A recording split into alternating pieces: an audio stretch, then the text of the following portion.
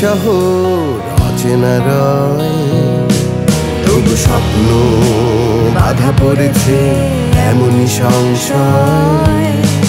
আধার কেটে কে যায়, কে যায় হ্যাপি লজে, হ্যাপি লজে, হ্যাপি লজে, হ্যাপি লজ। মানুষকে তার স্বাভাবিক ক্রমবিবর্তনের দিকে সুযোগ দেওয়া উচিত মনে করছেন। কিন্তু তাহলে এখানে আপনার কাজ কি?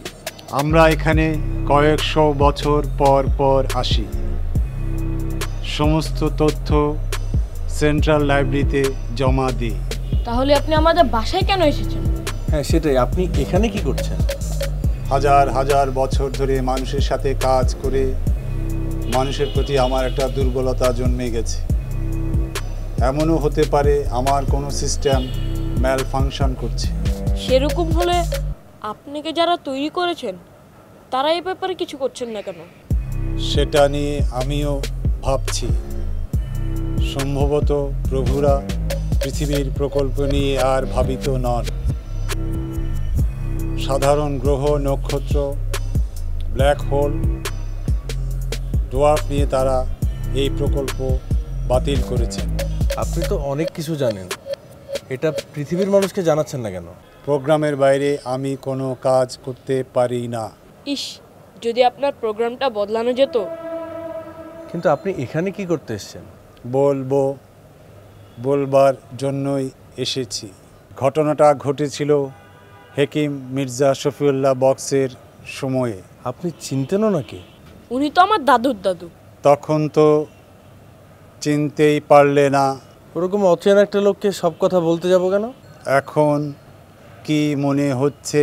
এখনো জানি না পুলিশ ডাকবো নাকি লোকজন ডাকবো, কিন্তু কথাগুলো অবিশ্বাস হলেও কেমন যেন সত্য মনে হচ্ছে। সেটা হতেই হবে, জেনেটিক মেমোরি কাজ করছে। ওই যে সেই গল্পটা বলুন না। গল্প নয়, সত্যি ঘটনা। হেকিম শফিউল্লাহর ওনার সাথে যোগাযোগ ঘটলো কিভাবে? সেটা ছিল পৃথিবীর ইতিহাসের সবচেয়ে গুরুত্বপূর্ণ ঘটনা। এক্সিয়ন আর আমি সেই সময় পৃথিবীতে আসি। আমরা নেমেছিলাম সদরঘাটে।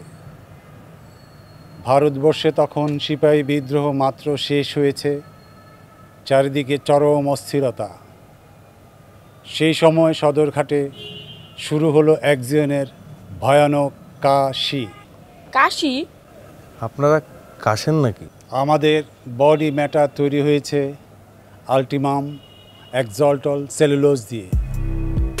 এটি অক্ষয় অমর এক পদার্থ, কিন্তু পৃথিবীর বায়ুমণ্ডলের সাথে খাপ খাওয়ানোর জন্য বায়োলজিক্যাল মডিফিকেশনের কারণে আমরা অনেক সময় পৃথিবীর ভাইরাস, ব্যাকটেরিয়া দ্বারা আক্রান্ত হতাম। এখন সেই সমস্যা নেই। তখন কি যেন বলছিলাম? ওই যে এক্সিয়ন কাশতে কাশতে শেষ, সদরঘাটে লুটুপুরি খাচ্ছে। খানিকটা তা বলতে পারো। আমি তো এই সমস্যার কোনো সমাধান খুঁজে পাচ্ছিলাম না। এই সময় একজন বললেন হেকিম মির্জা শফিউল্লাহর কাছে নিয়ে যেতে। হ্যাঁ, চিকিৎসা করতে গিয়ে তিনি আমাদের বুঝে ফেললেন। তাকে সব কথা জানাতে তিনি আমাদের সাহায্য করতে রাজি হলেন। তারপর ঘটল আসল ঘটনা। আসল ঘটনা? সেটা কি? হ্যাঁ, আসল ঘটনা। তোমার দাদুর দাদু যদি না থাকতেন, সে সময় পৃথিবী চুরি হয়ে যেত। পৃথিবী চুরি? সেটা কি করে সম্ভব? কেন?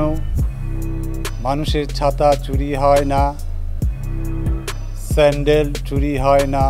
ছাতা, স্যান্ডেল আর পৃথিবী কি এক হলো? সবই তো বস্তু। তাই বস্তুটি কারা চুরি করতে চাইছিল আর কেমন করে? ওরা ছিল অন্য জগতের ভয়ঙ্কর এক প্রাণী। দেখতে তোমাদের ঘাস ফড়িংয়ের মতো, কিন্তু 5 তলা সমান উঁচু।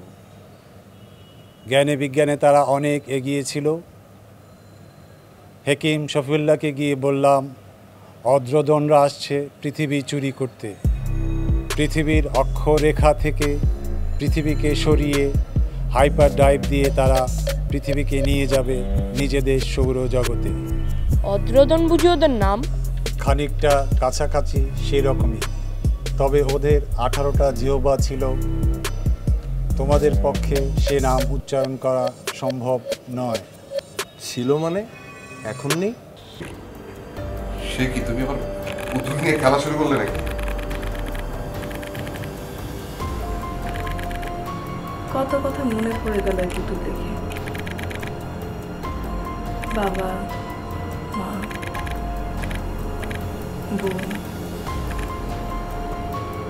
আমার শৈশব। কিভাবে আমরা যেন বড় হয়েছি।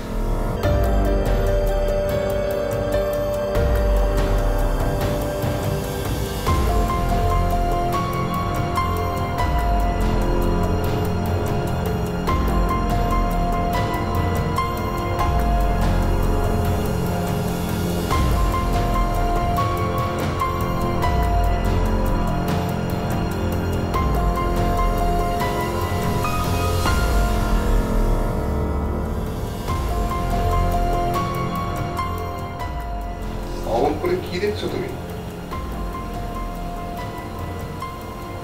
পুতুলটা দেখে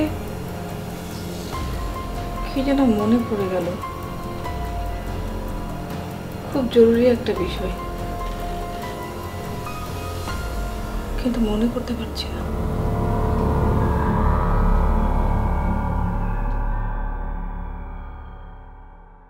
শোনো, হাকিম সাহেবকে বললাম এই ঘটনা, এখন আমরা এসেছি ওদেরকে ঠেকাতে।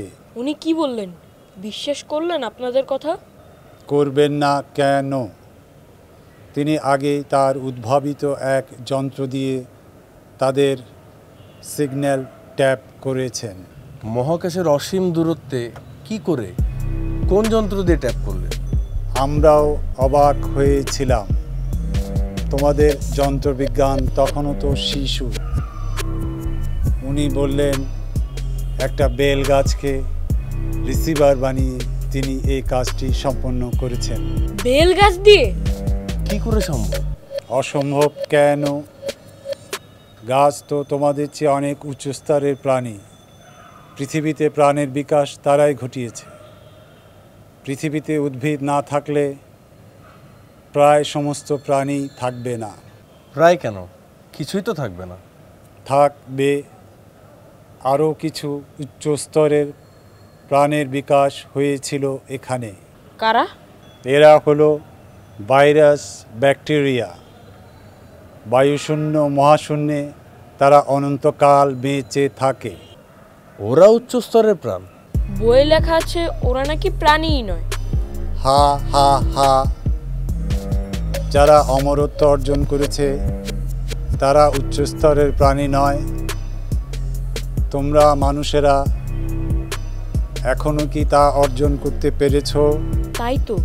আপনার কথায় যুক্তি আছে। গত কয়েকশো বছর ধরে মেমোরি সার্কিটে একটু ঝামেলা চলছে। ইয়ে কি যেন বলছিলাম। হাকিম মির্জা শফিউল্লাহকে বলছিলেন পৃথিবী চুরি হতে যাচ্ছে। ধন্যবাদ, মনে পড়েছে। হাকিম সাহেব আমাদের বসতে বললেন ব্যাপারটা আমি দেখছি। একজন আমাকে বলল, চলো আমরা আমাদের কাজে বেরিয়ে পড়ি। এই সময় হাকিম সাহেব আমাকে একটা কড়ি দিয়ে বললেন, ঝাল মুড়ি নিয়ে এসো। ঝালমুড়ি? তখন কি ঝালমুড়ি ছিল? ঝালমুড়ি দিয়ে কী হবে? এই কথাই আমি জিজ্ঞেস করেছিলাম তাকে। পৃথিবীর এত বড় একটা সর্বনাশ ঘটতে যাচ্ছে, আপনি বসে বসে ঝাল মুড়ি খাবেন? কি বললেন উনি তখন? বলবেন আবার কি, এমন একটা ধমক দিলেন, আমাদের পিলে নেই, পিলে থাকলে তখনই। থাক, আপনার পিলের গল্প পরে শুনবো। ইস, পৃথিবীর এত বড় একটা বিপদ, তারপর কি হলো? হ্যাঁ তাই তো, ভীষণ বিপদ। আমিও গেলাম আর এলাম। ঝালমুড়ি বানাতে যতক্ষণ সময় লাগে ততক্ষণ। আসতে যেতে সময় লাগে না?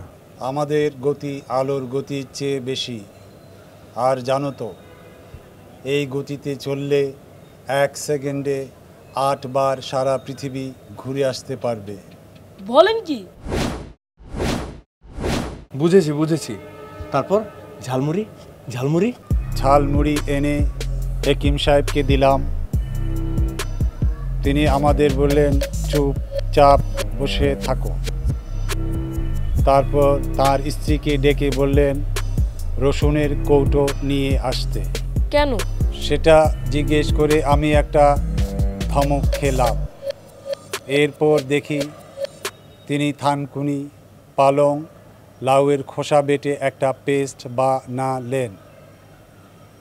তারপর একটা কাকের পাখনার গুঁড়ো 1 বিন্দু মিশিয়ে দিলেন সেখানে। পিন্টু, এই রে, বাবা ডাকছেন। হ্যাঁ, তারপর বলেন। এ কি, কই গেল? লোকটা কি মানুষ নাকি? আরে নিজের মুখেই তো বললো মানুষ না। তোমার কি বিশ্বাস হলো ওনার কথা? বুঝতে পারছি না, মাথা ভো ভো করছে নাকি ম্যাজিশিয়ান। কেন এ কথা মনে হলো কেন? ম্যাজিশিয়ানরা অপটিক্যাল ইলিউশন ব্যবহার করে নানান রকম ম্যাজিক দেখায়। কেন দেখিসনি, মঞ্চের উপর থেকে একটা আস্ত ট্রেন উধাও করে দিচ্ছে। বাবা পিন্টু। দুলাভাই আসছি। আর ওই নেফের স্টেফানের কি হবে? হ্যাঁ, ব্যাপারটা ক্রমশ জটিল হয়ে পড়ছে। ওই লোকটাও কি একই দলিল খুঁজছে নাকি? আচ্ছা চল, ভেবে দেখতে হবে, এখন যাই। চলো।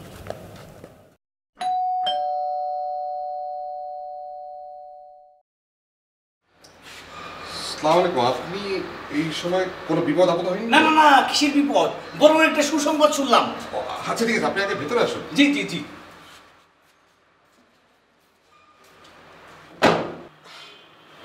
এবার বলুন কি সুসংবাদ? আরে এ তো সাংঘাতিক কাণ্ড। আরে আমাকে বলেন নেই, আজ সকালে মর্নিং ওয়াক করতে যেয়ে মিনহাজ সাহেবের কাছে শুনলাম।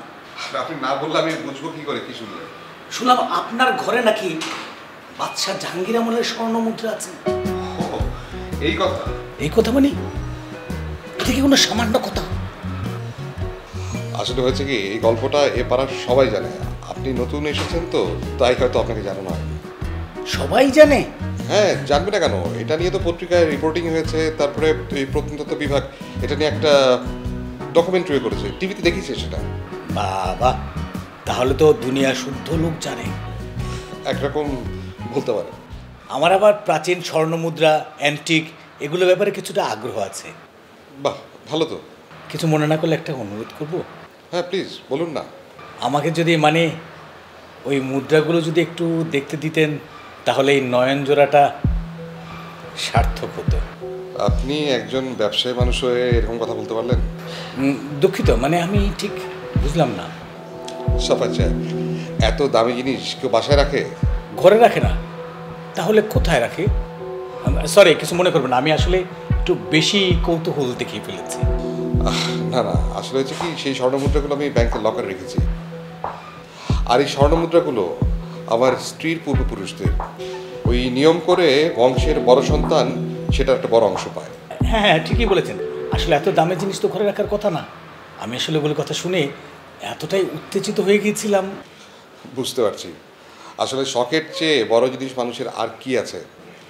তবে ভাববেন না, যদি কোনো উপলক্ষে ওগুলো বাসায় আনা হয়, সবার প্রথমে আমি আপনাকে খবর দেব। অসংখ্য ধন্যবাদ হাসানুল সাহেব। সাত সকালে আপনাকে বিরক্ত করলাম। আজ তাহলে উঠি। আরে সাফাত সাহেব, আমি কিছু মনে করিনি। আসলে হয়েছে কি, এই জাহাঙ্গীরের স্বর্ণমুদ্রার বিষয়টা দীর্ঘদিন ধরে আমাদের একদম গা সওয়া হয়ে গেছে।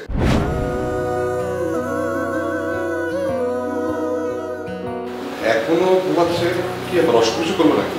না, আমি মাকে ডেকেছিলাম, মা করে আবার ঘুমিয়ে পড়ছে। আচ্ছা ঠিক আছে, তাহলে টাকা দরকার নেই। চল আমরা মাকে আজকে একটা সারপ্রাইজ দেবো। কি সারপ্রাইজ বাবা? আমরা সবাই মিলে ব্রেকফাস্ট রেডি করে তারপর মাকে রাখবো, ঠিক আছে? ঠিক আছে। এবার তোর মাকে ডাক, তোর মা এসে বুঝুক যে আমরাও কিছু কাজকর্ম করতে পারি নাকি।